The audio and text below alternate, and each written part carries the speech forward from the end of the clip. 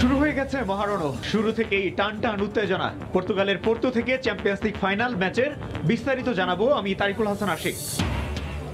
Corona সংক্রমণ 5 ভাগের নিচে নামলে তবেই খুলবে শিক্ষা প্রতিষ্ঠান। দেশে ছড়াচ্ছে ভারতীয় ভ্যারিয়েন্ট।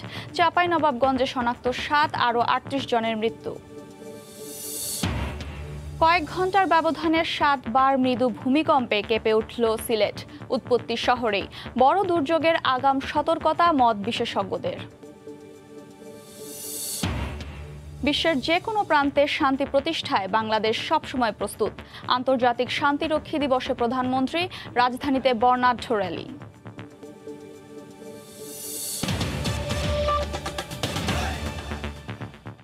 দেখছিলেন শিরোনাম। প্রবাসের সময়ের সঙ্গে আছি আমি আফরোজা মৌটুসী।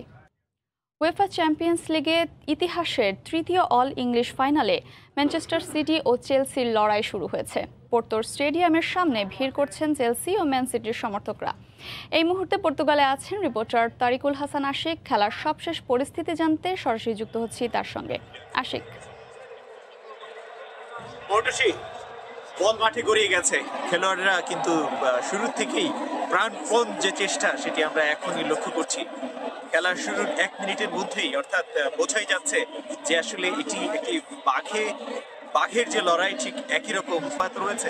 শহরের প্রত্যেকটি জায়গায় জায়গায় যে কোনো বিশৃঙ্খলা এড়াতে পর্তুগিজ পুলিশ মোতায়েন রয়েছে। তো সবকিছু মিলিয়ে এই ছিল আসলে চ্যাম্পিয়ন্স লিগ ফাইনাল চলাকালীন সময় সবশেষ খবর। পোর্তোর স্টেডিয়ামের সামনে থেকে এতক্ষণ সরাসরি যুক্ত হয়ে সেখানকার খেলার সবশেষ খবর জানাচ্ছিলেন সহকর্মী তারিকুল হাসান আশিক। এদিকে অল ইংলিশ ফাইনালে জম্পেশ লড়াই নিয়ে রোমাঞ্চিত ইংলিশরা। এই মুহূর্তে লন্ডনের স্ট্যামফোর্ড ব্রিজ থেকে সরাসরি যোগ দিচ্ছেন সহকর্মী শোয়েব কবির। শোয়েব, দৃষ্টি পর্তুগালের পোর্তো স্টেডিয়ামে, সেখানে মুখোমুখি ইংল্যান্ডের দুই দল, চেলসি এবং আপনার ম্যানচেস্টার সিটি, এবং এই দুই দলের যে কোনো একটি দল কিন্তু কাপ ছিনিয়ে আনবে ইংল্যান্ডের মাটিতে। সেই খেলা কিন্তু উপভোগ করতে কিছুক্ষণ আগে শুরু হয়েছে, এবং সেই খেলা উপভোগ করার জন্য পুরো বিশ্বের কোটি ফুটবল প্রেমিক কিন্তু আপনার উন্মুখে বসে রয়েছে। আমরা এখন কিন্তু দাঁড়িয়ে আছি যে এই যে দুই দলের এক দল, যে দল অন্যতম ফেভারিট আপনার চেলসির যেখানে স্টেডিয়াম গ্রাউন্ড ফিল্ড যেটা বলে, সেই গ্রাউন্ড ফিল্ডের সামনে এখানে কিন্তু তাদের সমর্থকদের কিন্তু ভিড় রয়েছে, এবং সমর্থকরা কিন্তু ছড়িয়ে ছিটিয়ে কিন্তু তাদের প্রিয় দলের খেলা উপভোগ করছে। আপনি জানেন যে অল ইংলিশ যে ফাইনালের যে ইতিহাস রয়েছে, এই ইতিহাসে কিন্তু কোনোবারেই কিন্তু ট্রফি কিন্তু এই লন্ডনের মাটিতে আসেনি। তবে সেই সমীকরণ যদি হয়, তবে এবারে কিন্তু যে ট্রফি কিন্তু ফিরে যাবে ম্যানচেস্টার। আপনারা জানেন যে ম্যানচেস্টার সিটি কিন্তু এবারে প্রথমবারের মতন তারা ফাইনালে খেলছে, এবং তারা কিন্তু ট্রফি ছিনিয়ে নেওয়ার জন্য উন্মুখ হয়ে বসে রয়েছেন। যদি ট্রফি জয় লাভ করে, তবে কিন্তু ম্যানচেস্টারে কিন্তু অন্য ধরনের জয় উল্লাসের আনন্দে কিন্তু মেতে উঠবে। পাশাপাশি লন্ডনের যে চেলসি, তারা কিন্তু উন্মুখ হয়ে বসে রয়েছেন। তাদের ইংল্যান্ডের আরেকটি দল ম্যানচেস্টার সিটিকে হারিয়ে কিন্তু নিজেদের ঘরে এবার ট্রফি নিয়ে আসার পাশাপাশি আপনারা জানেন যে দুর্দান্ত কোচ যিনি রয়েছেন, ম্যানেজার যিনি রয়েছেন পোপ গার্দিওলা, তিনি কিন্তু চাচ্ছেন যে তৃতীয়বারের মতন তার নেতৃত্বে তৃতীয়বারের মতন ট্রফি জয়ে কিন্তু যে এলিট ক্লাবে পৌঁছে যাওয়ার সে তালিকায়। পাশাপাশি আমরা যেটা দেখেছি যে স্টেডিয়ামের কেন্দ্রে কিন্তু সমর্থকদের কিন্তু এখন কিছুটা ভিড় না থাকলেও হয়তো সময় যত বাড়ছে তত কিন্তু ভিড় বাড়ছে। পাশাপাশি পুলিশ পহরা এবং যে আইন শৃঙ্খলা রক্ষাকারী বাহিনী, তারাও কিন্তু বেশ সতর্ক পহরা রয়েছে। আমরা জানি যে যেহেতু ইংল্যান্ডে শেষ তক কিন্তু এই যে ট্রফি, এটি কিন্তু ইংল্যান্ডে ফিরে আসবে, সেহেতু কিন্তু বাড়তি এক ধরনের উন্মাদনা রয়েছে। যেখানে যাক লন্ডন এবং ম্যানচেস্টার, পাশাপাশি আইন শৃঙ্খলা বাহিনী যারা রয়েছেন তারা কিন্তু বেশ সতর্ক অবস্থায় রয়েছেন। এখন দেখার বিষয় যে ইউরো চ্যাম্পিয়নশিপের লড়াইয়ের যে ট্রফি কার ঘরে যাচ্ছে, লন্ডন নাকি ম্যানচেস্টার। এই ছিল সবশেষ। লন্ডনের স্ট্যামফোর্ড ব্রিজ থেকে এতক্ষণ সরাসরি যুক্ত ছিলেন সহকর্মী শোয়েব কবির। অন্য প্রসঙ্গ, 12ই জুন পর্যন্ত স্কুল, কলেজ, বিশ্ববিদ্যালয়ের ছুটি বাড়ানোর 3 দিন পর নতুন ঘোষণা দিলেন শিক্ষামন্ত্রী। করোনা সংক্রমণ 5% নিচে না নামলে শিক্ষা প্রতিষ্ঠান খোলা হবে না বলে সাফ জানিয়েছেন ডাক্তার দীপুমণি। জাতীয় প্রেস ক্লাবে এক অনুষ্ঠানে তিনি আরও বলেন, যতই আন্দোলন করা হোক, জনগণের জীবন নিয়ে কোনো ঝুঁকি নেওয়া যাবে না। করোনা মহামারীর কারণে সব ধরনের শিক্ষা প্রতিষ্ঠান বন্ধ থাকায় অনলাইনে চালু রয়েছে শিক্ষা কার্যক্রম। সংক্রমণের মাত্রা বাড়ায় বারবার বাড়ানো হচ্ছে ছুটির মেয়াদ। এই অবস্থায় শিক্ষা প্রতিষ্ঠান খুলে দেওয়ার দাবিতে বিভিন্ন মাধ্যমে দাবি তুলে আসছে বিশ্ববিদ্যালয়ের শিক্ষার্থীরা। এমন পরিস্থিতিতে শিক্ষামন্ত্রী জানালেন, করোনা সংক্রমণ হার 5% নিচে না নামলে খুলবে না শিক্ষা প্রতিষ্ঠান। যতই আন্দোলন করা হোক, জনগণের জীবন নিয়ে কোনো ঝুঁকি নেওয়া হবে না বলেও হুঁশিয়ার করেন তিনি। বিশেষজ্ঞরা বলেন এবং আমাদের যে কোভিড-19 সংক্রান্ত জাতীয় পরামর্শক কমিটি আছেন তারাও বলেছেন যে সংক্রমণের হার শতকরা 5-এর না নামলে বা তার নিচে না নামলে শিক্ষা প্রতিষ্ঠান খুলে দেওয়া ঠিক নয়। ঈদ যাত্রার কারণে সংক্রমণের হার আবার কিছুটা ঊর্ধ্বগামী। আমরা বলেছি আমরা 13ই জুন খুলে দিতে চাই, আমরা চেষ্টা করব। অনেক জায়গা থেকে চাপ আছে, অনেক ধরনের আন্দোলনের ডাক আছে। জনগণের স্বাস্থ্য সুরক্ষার বিষয় সেটিকে আমরা কোনো আন্দোলনের মুখেই অবহেলা আমরা করতে পারবো না। শিক্ষামন্ত্রীর এমন বক্তব্যের মিশ্র প্রতিক্রিয়া জানিয়েছেন শিক্ষক ও শিক্ষার্থীরা। সবকিছু যেভাবে স্বাস্থ্যবিধিভাবে চলছে, আমরা চাই যে স্কুল কলেজে এগুলো খুলে দিক। আমার মনে হয় খুলে দেওয়া তেমন কোনো সমস্যা নাই। আমরা মনে হয় করোনার যে প্রভাব অনেকটা তার থেকে মুক্ত হয়ে গেছি। দীর্ঘদিন ধরে তো বন্ধ হয়ে আছে, এর কারণে স্টুডেন্টরা বাসায় থেকে ওদের তো পড়ালেখা সেভাবে হচ্ছে না। ছেলে মেয়েদের নিরাপত্তার বিষয়টি নিশ্চিত না করে শিক্ষা প্রতিষ্ঠান খুলে দেওয়া ঠিক হবে না। 1 বছরেরও বেশি সময় ধরে বন্ধ রয়েছে দেশের সব শিক্ষা প্রতিষ্ঠান। রোজিনা রুজি, সময় সংবাদ, ঢাকা। করোনার ভারতীয় ভ্যারিয়েন্ট স্থানীয়ভাবে সংক্রমণের খবরে এখন আতঙ্কের শহরে পরিণত হয়েছে চাঁপাইনবাবগঞ্জ। শঙ্কা যেন জেঁকে বসেছে। বিশেষজ্ঞরা বলছেন লকডাউনের পাশাপাশি বাড়াতে হবে করোনা পরীক্ষা। এদিকে দেশের সবশেষ 24 ঘন্টায় মারা গেছেন 38 জন, শনাক্ত হয়েছেন 1043 জন। সপ্তাহখানেক ধরেই দেশ জুড়ে নতুন আতঙ্কের নাম চাঁপাইনবাবগঞ্জ। সংক্রমণের হার ছড়িয়েছে 50 ভাগের বেশি, চলছে লকডাউন। এরই মধ্যে মরার ওপর খাড়ার ঘা হিসেবে সেখানে মিলেছে ভারতীয় ভেরিয়েন্টের স্থানীয় সংক্রমণের খবর। তাই আতঙ্ক যেন ক্রমেই দানা বাঁধছে সেখানে। এটা অবশ্যই উদ্বেগের চিন্তার। আমাদের দেশে তো চিকিৎসা তো উন্নত না, সতর্কভাবে চলতে হবে, কিন্তু মাস্ক পরা ছাড়া চলা যাবে না। বিশেষজ্ঞরা বলছেন এই ভেরিয়েন্টের বিস্তার ঠেকাতে কেবল লকডাউনই কাজে আসবে না, দরকার আরও কিছু নতুন পদক্ষেপের। সীমিত লকডাউন চালু রাখতে হবে। ফুল ওপেন হয়ে গেলে একসাথে যে হ্রাস অফ পেশেন্ট হবে সেটা ঠেকানোর মতো ক্যাপাসিটি আমাদের হাসপাতালের নেই। অবস্থা বুঝেই সিদ্ধান্ত নেয়ার কথা জানিয়েছে সিভিল সার্জন। 7টা ধরা পড়ছে, 7 জন সহ 42 জন। এদের প্রত্যেককে আমরা RT-PCR, র্যাপিড অ্যান্টিজেন টেস্ট এবং তাদের যে ক্লোজ কন্ট্যাক্টে যারা আত্মীয় স্বজন থাকে তাদেরও স্যাম্পল কালেকশন করা হবে। তারা যেন কোনোভাবেই মানুষের কাছে আসতে না পারে বা সংস্পর্শে আর না আসতে পারে, সেই বিষয়টির জন্য আমাদের অফিসাররা যেমন গেছে, একইভাবে ইউনিয়ন পরিষদের চেয়ারম্যান সহ তাদেরকে পাহারার ব্যবস্থা করা হয়েছে। চাঁপাইনবাবগঞ্জ বাদেও রাজশাহী, সাতক্ষীরা, দিনাজপুরের মতো ভারত ঘেঁষা জেলায় বাড়ছে করোনা সংক্রমণের হার। চাঁপাইনবাবগঞ্জে করোনা শনাক্তের হার 50-এর ওপরে উঠলে বিশেষ লকডাউন দেয় স্থানীয় প্রশাসন। এবারে সে জেলায় করোনায় ভারতীয় ধরন পাওয়া গেছে 7 জনের মধ্যে। এ নিয়ে উদ্বেগ উৎকণ্ঠা এড়িয়ে স্বাস্থ্যবিধি মেনে চলার তাগাদা দিচ্ছেন জেলা সিভিল সার্জন। রাকিবুল হাসান, সময় সংবাদ, চাঁপাইনবাবগঞ্জ। এদিকে ফাইজারের 1 লাখ ডোজ টিকা আসার খবর স্বস্তির হলেও এর সংরক্ষণ নিয়ে দুশ্চিন্তা কাটেনি। অ্যাস্ট্রাজেনেকা আর সিনোফার্মের চেয়ে ফাইজারের টিকা দেওয়ার পদ্ধতিও ভিন্ন, তাই আগে ভাগেই দক্ষ জনবল তৈরির পরামর্শ বিশেষজ্ঞদের। স্বাস্থ্য অধিদপ্তর বলছে টিকা আসার পর নেওয়া হবে প্রয়োজনীয় পদক্ষেপ। মঙ্গলবার থেকেই দেশে দ্বিতীয় কোনো ভ্যাকসিন হিসেবে শুরু হয় চীনের সিনোফার্মের টিকার প্রয়োগ। 5 লাখ ডোজের এই টিকা প্রয়োগে মেডিকেল শিক্ষার্থীদের পাশাপাশি গুরুত্ব পাচ্ছেন চীনা নাগরিকরা। এর মধ্যে শনিবার শুরু হয়েছে বাংলাদেশে অবস্থানরত দেশটির নাগরিকদের টিকার প্রয়োগ। আমরা তো যেটা গতবারও করেছিলাম এবং এবারও করছি, যে আমরা দিচ্ছি, দিয়ে অপেক্ষা করছি, দেখছি, তারপরে আবার ফুল সুইংয়ে আমাদের দেশে শুরু হবে। তো আমার মনে হয় এটা একটা ভালো দিক যে আমরা আমাদের দেশেরও স্টুডেন্টরা দিয়েছে, আবার ওদের টিকা ওরাও নিজেরাই দিচ্ছে এখানে। সো কনফিউশন থাকার কোনো সুযোগ নাই এখানে। এদিকে একদিন বাদই দেশে আসছে ফাইজার বায়োএনটেকের 1 লাখ ডোজ টিকা। যদিও সারা দেশে টিকাদান কর্মসূচির অভিজ্ঞতা কাজে লাগিয়ে এর মধ্যে প্রায় 1 কোটি ডোজ টিকা দিয়েছে বাংলাদেশ।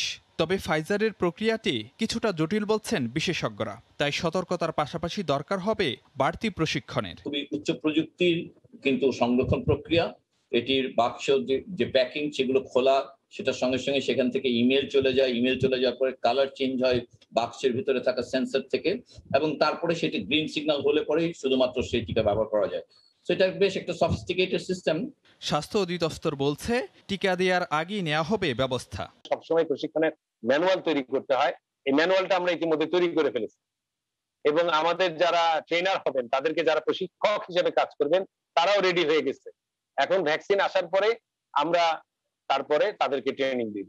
এর মধ্যে কোভিশিল্ড, সিনোফার্মের পাশাপাশি ফাইজার ও স্পুটনিক ভি জরুরি ব্যবহারের অনুমোদন দিয়েছে সরকার। ফারুক ভূঁইয়া, রবিন, সময় সংবাদ, ঢাকা। শনিবার সকাল থেকে দুপুর পর্যন্ত 7 দফা ভূমিকম্পে কেঁপে কেঁপে ওঠে সিলেট।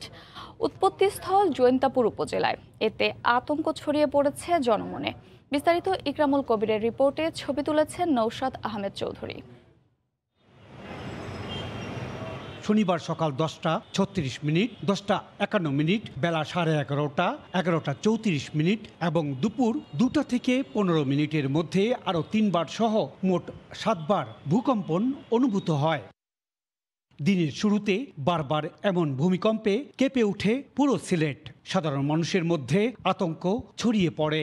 এক লগে 3বার হয়েছে, আমরা তো দৌড়িয়া বাড়া হয়েছে, আশপাশে তো বড় বড় বিল্ডিং আইন আছে। ফলোর উপরে উঠে আছে, এমন ভূমিকম্প হয়েছে দোকানের ভিতর। যেহেতু সিলেট অনেক ঝুঁকিপূর্ণ এলাকা, তাই আমরা এই ভূমিকম্পে অনেক আতঙ্ক বোধ করছি। আমরা যেখানে দাঁড়িয়ে আছি এর উপরে তো অনেক উঁচু উঁচু দালান, কখন যে মাথা ভেঙে পড়ে এই চিন্তা অনেক ভয় লাগতেছে। আবহাওয়া অধিদপ্তর জানায়, সিলেট শহরের উত্তর পূর্ব কোণের জৈন্তাপুর উপজেলা ভূমিকম্পের উৎপত্তি স্থল। রিক্টার স্কেলে এর সর্বোচ্চ মাত্রা ছিল 4.1। সবচেয়ে বড় যে ভূমিকম্পটা হয়েছে সেটা 4.1, এটা হয়েছে 10টা 50 মিনিটে। লোকেশনটা দেখাচ্ছে যে ভূমিকম্প একই জায়গায় হয় নাই, কিন্তু সিলেট রিজিয়নের ভিতরেই দেখেছে। এবং সেই লোকেশনটা আরেকটা বড় জিনিস হলো গিয়া, আমাদের এই ভূমিকম্পর যে ডেপথটা ছিল খুব কম ছিল, মাত্র 13 কিলোমিটারের মতো ডেপথ ছিল, যার কারণে এটা সব জায়গায় অনুভূত হয় না। সিলেট দেশের প্রধান ভূমিকম্প প্রবণ অঞ্চল হওয়ায় সবাইকে সতর্ক থাকার আহ্বান জানিয়েছেন বিশেষজ্ঞরা। ইকরামুল কবির, সময় সংবাদ, সিলেট। সিলেটের 7 দফায় ভূমিকম্প বড় দুর্যোগের পূর্বাভাস বলে মনে করছেন বিশেষজ্ঞরা। দেশের ভেতরেই বিপজ্জনক 2টি ভূকম্পন উৎসের কথা জানিয়ে তারা বলছেন, যে কোনো সময় শক্তি দেখালে ক্ষয়ক্ষতির পরিমাণ অনুমান করাও কঠিন। তাই বিষয়টিকে গুরুত্ব দিয়ে সচেতনতার আহ্বান তাদের। আহমেদ সালেহিনের রিপোর্ট। সিলেটের জৈন্তাপুরে লালাখালের দক্ষিণে 5 থেকে 6 কিলোমিটার দূরে ডুপিটিলা পাহাড়ের 15 কিলোমিটার নিচে ভূমিকম্পের উৎপত্তিস্থল। একবার দুবার নয়, অনুভূত হয় 7বার। যদিও এর সর্বোচ্চ মাত্রা ছিল 4.1 মাত্রার মৃদু ভূমিকম্প। বিশেষজ্ঞরা বলছেন, দেশের ভেতরেই যে 2টি স্থানে বিপজ্জনক ভূকম্পন শক্তি লুকিয়ে আছে, সিলেটের জৈন্তাপুর ও এর আশপাশের এলাকা এর মধ্যে একটি। শনিবারের একাধিক ছোট ভূমিকম্পন বড় দুর্যোগের সতর্কবার্তা বলে মনে করছেন বিশেষজ্ঞরা। এই যে বিপুল পরিমাণ শক্তি অভ্যন্তরে ভূত্বকের মধ্যে জমা হয়েছে, সেটা এক সময় না এক সময় বের হতেই হবে। আগাম একটা সতর্কবাণী, এটা হয়তো দেখা যেতে পারে যে আগামী 10 দিনের মধ্যেও একটা বড় ভূমিকম্প হতে পারে, যেটা একটা সক্রিয়, অতি সক্রিয় অঞ্চলে এই ভূমিকম্পটা সংঘটিত হয়েছে। সাধারণত এই ছোট আর্থকুয়েকগুলো হলে তার 1 থেকে 1.5 বছরের মধ্যে একটা বড় ভূমিকম্প সাধারণত হয়, যেটা আমরা 1897 এর সময়ও দেখেছি বা আমরা শুনেছি। যেহেতু সিলেট চট্টগ্রাম ভূমিকম্প প্রবণ এলাকা হিসেবে ঝুঁকিপূর্ণ, তাই দুর্ঘটনা প্রতিরোধে নিয়মিত মহড়া এবং ভূমিকম্প সহনশীল স্থাপনা নির্মাণের তাগিদ বিশেষজ্ঞদের। যেগুলো এখন সুপ্ত অবস্থায় আছে ফাটলগুলো, সেগুলো কিন্তু আবার নড়াচড়া দিয়ে উঠছে। সিলেটে যে অনেক কনস্ট্রাকশন হচ্ছে, ঢাকা যে অনেক কনস্ট্রাকশন হচ্ছে, এগুলা কি ভূমিকম্প সহন হিসেবে করছে কিনা সেটা আসলে চেক করাটা আমাদের জন্য এখন খুবই জরুরি। আমরা আতঙ্কিত না হয়ে যদি আমরা 2-1 কদমের মধ্যেই যদি আমরা নিরাপদ জায়গায় যদি আশ্রয় নিতে পারি, তাহলে আমাদের জীবনটা রক্ষা পাবে এবং সেটার জন্য আমাদের মহড়া প্রয়োজন। সাধারণ মানুষকে এ বিষয়ে সচেতন হওয়ার আহ্বানও জানালেন তারা। আহমেদ সালেহিন, সময় সংবাদ, ঢাকা। প্রবাসের সময় আরও থাকছে, পদ্মা সেতুর ওপরের সড়কে পিচ ঢালাই প্রক্রিয়া শুরু। ডামির বিভিন্ন পর্যায়ের পরীক্ষা শেষেই মিলবে চূড়ান্ত অনুমতি। দেশের দক্ষিণাঞ্চলে ঝুঁকিপূর্ণ বাঁধ নিয়ে মাথা ব্যথা নেই পানি উন্নয়ন বোর্ডের। ঘূর্ণিঝড় ইয়াসের প্রভাবে 4 দিনে খুলনা উপকূলের বেড়িবাঁধের 90%ই যে কোনো মুহূর্তে ভাঙন দেখা দিতে পারে। কিছু জায়গায় বাঁধ ভেঙে প্লাবিত হয়েছে বিস্তীর্ণ জনপদ। ক্ষতি হয়েছে মাছের ঘের ও ফসলের জমি। টিকে থাকতে স্থানীয়রাই মেরামতের চেষ্টা করে যাচ্ছেন। তরিকুল ইসলামের রিপোর্ট, ক্যামেরায় ছিলেন নেয়ামুল হোসেন কোচি। নিজেদের অস্তিত্ব রক্ষার সংগ্রামে নেমেছে খুলনার উপকূলবাসী। সংগ্রামের হাতিয়ার ঝুড়ি, কোদাল আর শাবল। নদীর নোনা পানি প্রবেশ ঠেকাতে রাত দিন চলছে স্বেচ্ছাশ্রম। ভেদাভেদ ভুলে এ সংগ্রামে সামিল হয়েছেন নারী পুরুষ সব বয়সী মানুষ। তবে এই দুঃসময়ে পানি উন্নয়ন বোর্ডকে পাশে পায়নি তারা। নিজেদের বাস্তবিটা রক্ষায় আকুতিও জানিয়েছেন অনেকে। বেড়িবাদটা ভালো হয়, সেই কারণে আমরা ঘরের বাইরে বেরিয়েছি কাজ করতে। মা বাবা সন্তানদের নিয়ে বেঁচে থাকার জন্য করছি। পদ্মার যে লোকজন আছে তাদের দ্বারা আমরা কোনো সহযোগিতা পাই না। বারবার ওনাদের বলা হয় না, আসে মাঝে মধ্যে, কিন্তু ওরা কোনো কাজই করে না। বেশিরভাগ ভাঙন কবলিত এলাকার প্রতিনিধিরা পানি উন্নয়ন বোর্ডের সহযোগিতা না পাওয়ার অভিযোগ করেছেন। আমরা বিভিন্ন সময় পানি উন্নয়ন বোর্ডকে আমরা বলি, তারা সব সময় বলে আমাদের তো ফান্ড নাই, আমরা কিভাবে এটা তৈরি করব। আর বরাবরের মতো পানি উন্নয়ন বোর্ড কর্মকর্তারা অভিযোগের বিষয়টি কৌশলে এড়িয়ে যাচ্ছেন। বাজেট না থাকার জন্য আমরা সব পয়েন্টে অ্যাড্রেস করা সম্ভব হয় না। যেগুলো অধিক ঝুঁকিপূর্ণ জায়গা সেগুলো আমরা মেরামত করে থাকি। খুলনা অঞ্চলের 1800 কিলোমিটারের বেশি বেড়িবাঁধ রয়েছে। এর মধ্যে খুলনার কয়রা, দাকব ও পাইকগাছা এবং সাতক্ষীরার আশাশুনি ও শ্যামনগর উপজেলার বেড়িবাঁধ বেশি ক্ষতিগ্রস্ত হয়েছে। ঘূর্ণিঝড় ইয়াসের প্রভাবে নদ নদীর ভয়ঙ্কর রূপ দেখেছে খুলনা উপকূলবাসী। আর তাই তো এ সংগ্রাম পেটের তাগিদে নয়, এ সংগ্রাম টিকে থাকার লড়াই। তরিকুল ইসলাম, সময় সংবাদ, খুলনা। সরকার যখন উন্নয়নের পথে এগিয়ে যাচ্ছে, তখন ষড়যন্ত্রকারীরা দেশকে পিছিয়ে দেওয়ার চেষ্টা করছে বলে মন্তব্য করেছেন আওয়ামী লীগ নেতারা। বিএনপি সহ একটি গোষ্ঠী সরকারের বিরুদ্ধে অহেতুক সমালোচনা করছে বলেও মন্তব্য করেন তারা।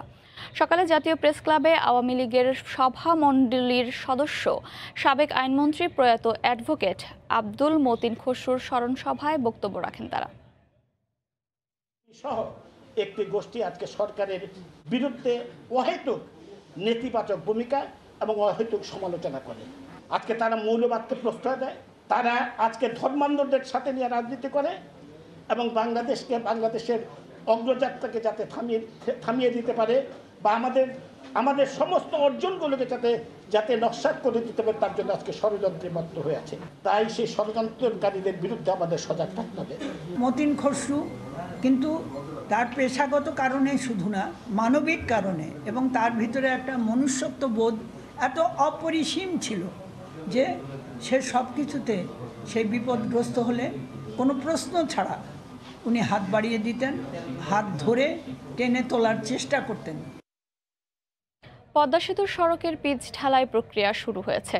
ওয়াটারপ্রুফিং সহ বিশেষ এই পিচ ঢালাইয়ে ডামির কাজ চলছে প্রকল্প এলাকায়। ডামির টেস্ট রিপোর্টের পরেই বিশেষজ্ঞ দল এর অনুমোদন দেবে।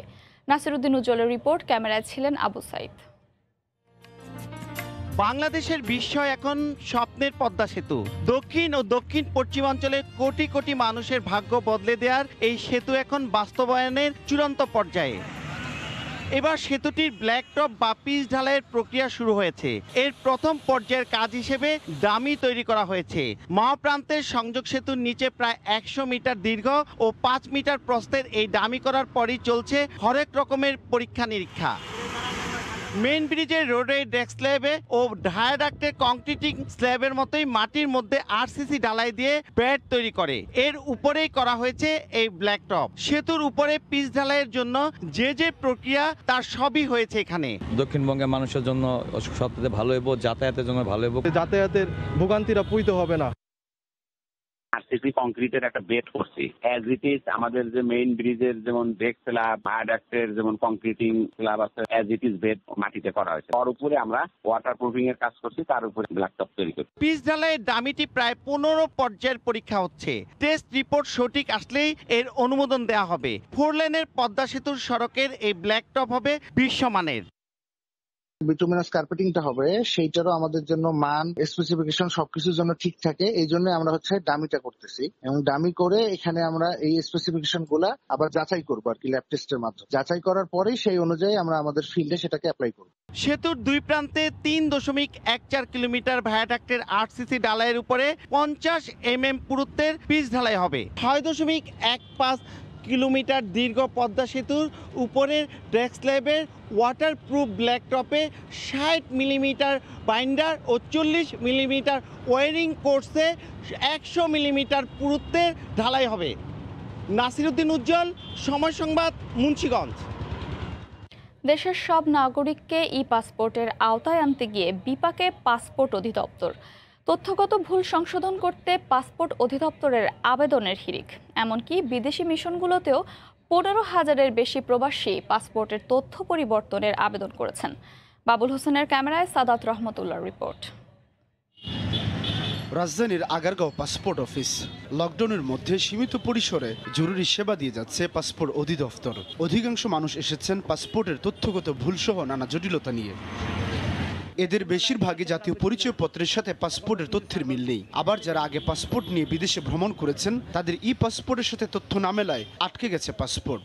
পাসপোর্ট করছি আইডেন্টি কার্ডের আগে জন্ম নিবন্ধন দিয়ে, এখন তো সমস্যা আপনার আইডেন্টি কার্ডের নামের সাথে পাসপোর্টের নাম মিলতে হইব। 4 বার আসছি, দেয় না, কয় নামে পেছ লাগছে, ঢুকতে দেয় না, টাকা চায়। এনআইডি কার্ডের প্রবলেম ছিল, এটা আমি সলভ করে নিয়ে আসছি, তারপরও দিচ্ছে না। এই যখন দেশের অবস্থা, তখন বিদেশের মিশনগুলোতে প্রায় 15,000 সংশোধনের জন্য পাসপোর্ট আটকে আছে। কেউ কেউ চান আংশিক পরিবর্তন, তবে অনেকেই আমূল বদলে ফেলতে চান যাবতীয় তথ্য। এমন বাস্তবতায় প্রবাসীদের জটিলতায় পড়ার যেমন শঙ্কা রয়েছে, তেমনি এই সুযোগের ফলে মানব পাচারে উৎসাহিত হতে পারে। বয়স বাড়াইয়া সুবিধা নিতে চায়, মিডল ইস্টে নাম পরিবর্তন করে একটা সুবিধা নিতে চায়, কিন্তু এই সুযোগটা যদি আমরা সব ওপেন করে দিই, দেশের পাসপোর্টের মান থাকবে না। আমাদেরকে মনে হয় কোনো দেশ আর ভিসা দিবে না ওনারা। এই অবস্থায় 5 বছর পর্যন্ত বয়স পরিবর্তন, নিজের নাম, পিতামাতার নাম পরিবর্তনের জন্য নির্ভুল জাতীয় পরিচয়পত্র অথবা শিক্ষা সনদ প্রয়োজন হবে। সমস্যা সমাধানে একটি কমিটি গঠন করেছে পাসপোর্ট অধিদপ্তর। আমরা নিয়মিতভাবে কারেকশন যেগুলো অথরাইজ আমাদের বাংলাদেশ সরকার এবং আমাদের সুরক্ষা সহায়ক থেকে যে নিয়মগুলো বলে দেওয়া হয়েছে, ততটুকুর আলোকে আমরা সবগুলো কারেকশনে দিয়ে দিচ্ছি। বিদেশে অবস্থান করা প্রবাসীরা সেই দেশের স্থায়ী সনদ, চাকরির আইডি কার্ড, শিক্ষার্থী সনদ অথবা ড্রাইভিং লাইসেন্স দিয়ে দূতাবাসে জমা দিয়ে সংশোধনের জন্য আবেদন করতে পারবেন। সাদাত রহমতুল্লাহ, সময় সংবাদ, ঢাকা। মার্কিন যুক্তরাষ্ট্র ও কানাডার পর এবার 12 থেকে 16 বছর বয়সী শিশুদের জন্য টিকার অনুমোদন দিল ইউরোপীয় মেডিসিন এজেন্সি ইএমএ। ইউরোপের এমন সিদ্ধান্তে খুশি স্থানীয় সহ প্রবাসী বাংলাদেশিরা। সবকিছু ঠিক থাকলে জুনের প্রথম সপ্তাহ থেকেই টিকাদান শুরু করবে জার্মান স্বাস্থ্য বিভাগ। জার্মানি থেকে বিটু বড়ুয়ার রিপোর্ট। কয়েক মাসের পরীক্ষা নিরীক্ষা শেষে বৃহস্পতিবার বায়োএনটেক ফাইজারের শিশুদের জন্য তৈরি করা টিকার অনুমোদন দিয়েছে ইউরোপীয় মেডিসিন এজেন্সি ইএমএ। অনুমোদন পাওয়ার পরপরই প্রতিষ্ঠান দুটির প্রধান আলবার্ট বৌরলা ও উগুর শাহিন ইএমএকে ধন্যবাদ জানিয়ে বলেন, 12 থেকে 16 বছর বয়সী শিশুদের ক্ষেত্রেও বিশেষ পদ্ধতিতে তৈরি করা টিকা তেমন কোনো পার্শ্ব প্রতিক্রিয়া ছাড়াই সব ধরনের করোনা থেকে শতভাগ সুরক্ষা দেবে। এমন সিদ্ধান্তে খুশি জার্মান অভিভাবকরা। খবরটা শুনে ভালো লাগলো। আশা করছি শিশুরা আবার আগের মতো স্কুলে যাবার সুযোগ পাবে। আমি নিজেও টিকা নিয়েছি, এবার আমার বাচ্চারা টিকা পেলেই হয়। আগামী 7 জুন থেকে জার্মানিতে শিশুদের টিকার আওতায় আনার কার্যক্রম শুরুর সিদ্ধান্তে আস্থা রাখছেন প্রবাসীরাও। সবার কণ্ঠে স্বাভাবিক জীবনে ফেরার আকুতি। বড়দের পাশাপাশি 12 থেকে 16 বছরের শিশুরাও করোনা টিকা নিতে পারবেন। আর এই জিনিসটাকে আমাদেরকে নিরাপদে, নিঃসংকোচে, কোনো হেজিটেশন না করে যত দ্রুত সম্ভব আমরা নেওয়ার চেষ্টা করব। বড়দের সাথে সাথে ছোটদের জন্য অনেক নিশ্চিত একটা স্বস্তির বিষয়। তাহলে আমরা যদি টিকা নিয়ে থাকি, তাহলে আমরা আমাদের দেশে ফিরে যেতে পারবো। দেশে যারা আছেন ওনারা ওনাদের পরিবার নিয়ে, বাচ্চাদেরকে নিয়ে আবার ইউরোপে আসতে পারবে। বড়দের মতো শিশুদের ক্ষেত্রেও টিকা গ্রহণের পর শরীরে হালকা জ্বর ও প্রয়োগের স্থানে হালকা ব্যথা অনুভবের বিষয়টি তেমন কোনো শারীরিক জটিলতায় ফেলবে না বলে আশ্বস্ত করছেন ভ্যাকসিন বিশেষজ্ঞরা। করোনার টিকা প্রদানের শুরুর দিকে জার্মানি সহ ইউরোপের যেসব বাবা মায়েদের টিকা গ্রহণের ক্ষেত্রে ছিল আপত্তি, সেসব বাবা মায়েরাই এখন তো টিকা নিচ্ছেনই। একই সাথে নিজেদের সন্তানদের করোনা থেকে বাঁচাতে টিকা প্রদানে এবং টিকা গ্রহণে উদ্বুদ্ধ করছেন।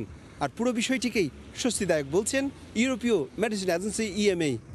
জার্মানির বার্লিন থেকে বিটু বড়ুয়া, সময় সংবাদ। বাংলাদেশ, ভারত এবং শ্রীলঙ্কায় অবস্থানরত সকল ইতালি প্রবাসীদের ইতালিতে প্রবেশের সময়সীমা 7 জুন পর্যন্ত বাড়িয়েছে দেশটির সরকার। বাংলাদেশ থেকে কেবল ইতালিয়ান পাসপোর্ট বহনকারীরা ইতালি প্রবেশ করতে পারেন। তবে তাদেরকে সরকারি খরচে 10 দিন হোটেল কোয়ারেন্টাইন পালন করতে হবে। ইতালির ভেনিস থেকে আরও জানিয়েছেন সহকর্মী মাকসুদ রহমান। আগামী 7 জুলাই পর্যন্ত বাংলাদেশের সঙ্গে সব ধরনের বিমান চলাচল বন্ধ করে দিয়েছেন। সেই সঙ্গে রয়েছে ভারত ও শ্রীলঙ্কা। নতুন করে উদ্ভব হওয়া ব্ল্যাক ফাঙ্গাসের পরিস্থিতি উন্নয়নের সঙ্গে সঙ্গে এই পরিস্থিতি উন্নয়ন ঘটবে বলে আশা করছেন ইতালির স্বাস্থ্য মন্ত্রণালয়। সেই সঙ্গে ইতালি থেকে যারা বাংলাদেশে যাওয়ার জন্য অপেক্ষমান আছেন তারা বহর করছেন কখন বাংলাদেশ সরকার হোটেল কোয়ারেন্টাইনের সময়টা উঠিয়ে দিবেন। এই কোয়ারেন্টাইনের জন্য সরকার এখানে 100% ফ্যাসিলিটি দিতেছে। তাদের হোটেল 5 স্টার হোটেল এবং খাওয়া থাকা 14 দিনের জন্য তারা সরকার বহন করবেন। এই ফ্যাসিলিটি যদি বাংলাদেশ সরকার আমাদের জন্য করতো তাহলে আমরা অনেক আনন্দিত খুশি হতাম। যারা এই পর্যন্ত টিকা নিয়েছেন, প্রথম দ্বিতীয় ডোজ যারা নিয়েছেন, তাদেরকে বাংলাদেশ গেলে কোনো ধরনের হোম কোয়ারেন্টাইন ছাড়াই দেশে অবস্থান করা দেওয়ার আমি মনে করি সরকারের যুক্তিযুক্ত হবে। এখান থেকে যেভাবে কোভিড টেস্ট করে দেশে পাঠানো হয়, ওখানে সর্বোচ্চ 3 দিন থেকে একটা ল্যাবরেটরি টেস্ট করে নিলেই আমার মনে হয় বিষয়টা সহজ হয়ে যায়। অপরদিকে যারা বাংলাদেশে আটকে পড়েছেন, শুধুমাত্র যারা ইটালিয়ান পাসপোর্টধারী তারা এই ইটালিতে প্রবেশ করতে পারছেন। ইটালিতে প্রবেশ করার সঙ্গে সঙ্গে তাদেরকে নিয়ে যাওয়া হচ্ছে হোটেল কোয়ারেন্টাইনে। 10 দিনের হোটেল কোয়ারেন্টাইন তাদেরকে পালন করতে হচ্ছে ইটালিতে। কমপক্ষে 3, 4 এবং 5 স্টার হোটেলে তাদেরকে রাখা হচ্ছে। সম্পূর্ণ বিনা খরচে থাকা খাওয়ার সম্পূর্ণ খরচ যোগান দিচ্ছেন ইটালিয়ান সরকার। সেই সুযোগ সুবিধা পেয়ে যারা ইটালিতে প্রবেশ করেছেন বাংলাদেশ থেকে তারা কিছুটা খুশি। বাসায় প্রবেশ করার আগে তাদেরকে 3 বার করোনা টেস্ট করানো হয়েছে এবং অন্যান্য রোগ আছে কিনা তাদের শরীরে তা টেস্ট করার পরে তাদেরকে যেতে দেওয়া হয়েছে। ইতালির ভেনিস থেকে মাকসুদ রহমান, সময় সংবাদ। সৌদি আরবের মরুভূমির মাটিতে কৃষি খামার গড়ে তুলে সবজি ফলাচ্ছেন বাংলাদেশি কৃষি উদ্যোক্তারা। বাংলাদেশিদের সবজি চাষের এলাকাগুলো যেন পরিণত হয়েছে এক মিনি বাংলাদেশে। এছাড়া প্রবাসী কৃষি উদ্যোক্তাদের হাত ধরেই দেশ উপার্জন করছে বিপুল বৈদেশিক মুদ্রা। জেদ্দা থেকে আল মামুন শিপনের রিপোর্ট। সৌদি আরবে মরুর ধূসর বুকে গড়ে উঠেছে এক একটি শহর নগর। পাশাপাশি মরুভূমির দুলোর সাগরের মাঝে উকি দিচ্ছে কৃষি খামার। সৌদি আরবের বন্দর নগরী জেদ্দা থেকে প্রায় 800 কিলোমিটার দক্ষিণে আবহা অঞ্চলের বিরান মরুভূমির মাঝে একটি কৃষি খামার। আরবি ভাষায় বলা হয় মাজরা। চারদিকে দুদু মরুভূমির মধ্যে এই খামারে পানি সেচ করা হয় গভীর নলকূপ থেকে জেনারেটরের সাহায্যে। খামারগুলোতে চাষ হচ্ছে করলা, জিঙ্গে, সিসিঙ্গা, লাউ, চাল কুমড়া, মিষ্টি কুমড়া, শিম সহ নানা দেশীয় শাকসবজি। উদ্যোক্তারা জানান এসব কৃষি খামারে কাজ করছেন বহু প্রবাসী বাংলাদেশি। এখানে আমরা বাংলাদেশের কৃষি খাত এবং সৌদি আরবে যে আমরা কৃষি নিয়ে আসি, আমরা এখানে শতভাগ বাংলাদেশি শ্রমিক দিয়ে পরিচালনা করতেছি। যদি কেউ এখানে কৃষি খামার করতে চায় ইনশাআল্লাহ লাভবান হবে। আমি আজকে 20 বছর যাবত এই কৃষি খামার করতেছি। কৃষি খামারে উৎপাদিত শাকসবজি স্থানীয় শহরে নিয়ে পাইকারি বিক্রি করা হয়। এসব পাইকারি ব্যবসায়ীদের মধ্যেও আবার অনেকে রয়েছেন বাংলাদেশি। নতুন কৃষি খামারে বিনিয়োগের মাধ্যমে আরো অধিক পরিমাণ বৈদেশিক মুদ্রা অর্জন সম্ভব বলে মনে করছেন সংশ্লিষ্টরা।